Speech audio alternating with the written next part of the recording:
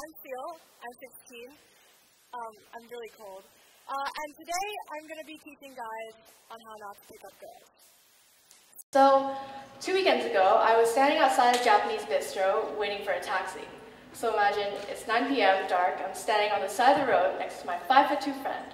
And suddenly, 2 men on a motorcycle swerve by, stop right in front of us, yell, "Woohoo!" and then drive off. Funny, right? But I felt as if I was being undressed by strangers decades older than me at 9 p.m. on the side of the road. And just last weekend, I was walking from Subway back into Nichida, and I hear, I turn to my left, assuming it was a cat, and I see an old man smirking at me. And just 2 days ago, after practice, I was walking my dog outside the U.S. Embassy compound, and I hear, confused whether this noise was addressing me or my dog, I turn around and I see 10 pairs of construction worker eyes leering in my direction. The truth is, none of these men called me sexy. None of them asked me to go home with them, none of them asked me for my number, they didn't call me any misogynistic terms, try to touch me, or sexually insult me in any way. Instead, what they did was use animalistic noises to communicate dirty and sexual motives. These men call out to women like me as if we are an inferior group of humans pleading for male approval, as if we are exclusively toys for male eyes, male hands, and male manipulation. These noises turn women into this transparent object of sexual beauty and desire. By whistling, hooting, and hollering, they were still communicating an idea. It doesn't matter that they didn't use words recognized in the English dictionary. People think by sounding something out and rather saying it, they're getting away with it, but they're not. It's still communicating this idea of verbal harassment. While researching my topic, I stumbled across the works of a man called Jason Kurtz, and he said something very interesting. He said, when we think of racial issues in the US, we think of Latino, Black, or Asian issues. So when we think of issues regarding sexual orientation, we think of gay or bisexual issues. So when we think of gender issues, we think of women issues. And I think this is the core of the problem in gender issues where the dominant group is being disregarded. And I can assure you that gender issues are not only women's issues.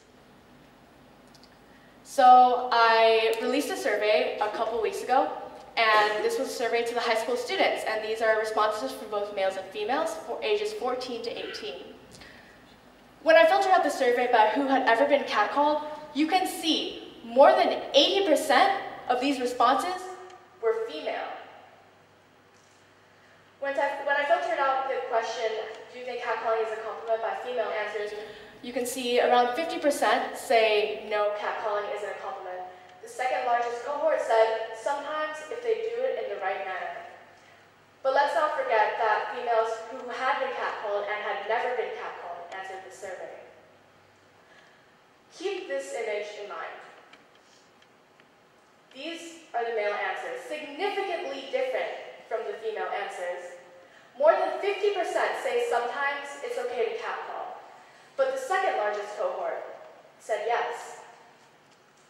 But how can you quantify and qualify what is the right manner for each individual? How can you say that, yes, if I catcall that person, it's okay, and if I catcall that person, it's not okay? In 2000, the UN held their Millennium Summit Conference. In this conference, they created 8 different development goals. So first, eradicate extreme hunger and poverty.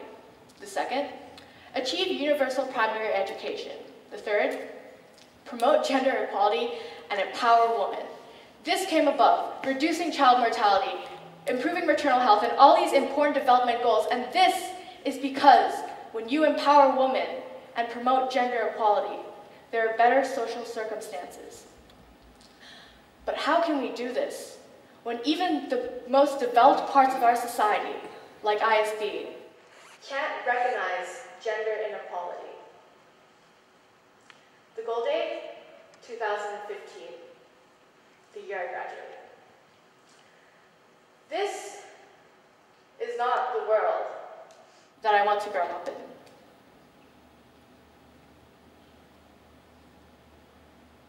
But this is.